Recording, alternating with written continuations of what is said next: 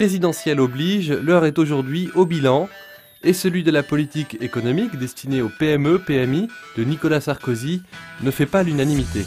Selon une étude réalisée par TMO Région, sur les 1200 dirigeants de PME interrogés, seuls 7% trouvent ce bilan positif, contre 53% le trouvant négatif, voire très négatif. L'univers des TPE-PME, qui constitue le gros du patronat, n'a pas été véritablement entendu sur ce quinquennat.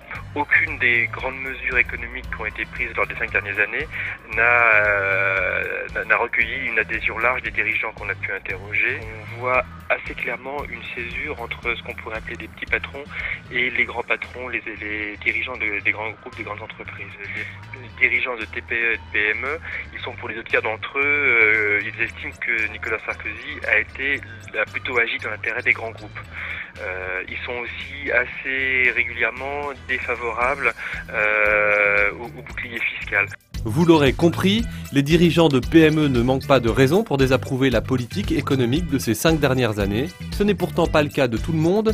Pour Stanislas de Bensman, PDG de Devoteam, au contraire, Nicolas Sarkozy est le seul à avoir eu le courage de sortir du placard des sujets depuis longtemps tabous. Actuellement, au milieu d'une crise, et de toute façon en général, les dirigeants sont relativement critiqués, parce que quand vous agissez, vous dérangez, et quand vous dérangez, vous êtes pas tellement aimé. Nicolas Sarkozy a vraiment changé la donne, il a osé s'attaquer aux vrais problèmes sans tabou, pas toujours de façon parfaite, mais au moins il a regardé les sujets sans tabou, sans la peur de tout bloquer, sans la peur qui nous tétanisait jusque-là pendant des années, du conflit, de gêner des lobbies, voilà. Et ça, c'est vraiment un très gros apport.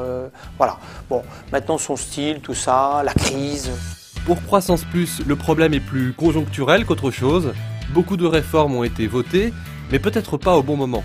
Il serait bien de rappeler, peut-être aux entrepreneurs et aux responsables de PME et de TPE, ce qui s'est quand même passé depuis 5 ans. C'est-à-dire qu'il y a quand même eu beaucoup de réformes. Il y a eu la médiation du crédit, le report de créances fiscales en 2008, au moment où la crise est arrivée de manière très très forte, ce qui a sauvé beaucoup de PME à l'époque. Il y a également donc un lissage des seuils pour passer de 10 à 20 et de 5 ans, de façon à ce que ce ne soit pas un choc trop fort pour les PME. Derrière, on regarde 2012, on est dans une situation difficile. La France est dans une compétition mondiale, le monde est devenu un village, et je pense qu'une des raisons pour lesquelles le bilan apparaît comme pas positif pour beaucoup d'entrepreneurs, c'est certainement parce que le monde va plus vite. Le monde économique va plus vite que le monde politique, et que ces réformes sont des réformes qui vont peut-être dans le bon sens, mais qui ne créent pas le choc de compétitivité dont ont besoin les entreprises aujourd'hui pour affronter la concurrence internationale. Même si le bilan est sévère à l'égard de Nicolas Sarkozy, pas sûr que cela se ressente sur les élections de 2012. Pour 44% des dirigeants de PME interrogés, il reste le candidat le plus solide face à la crise. François Hollande est loin derrière, avec seulement 11%.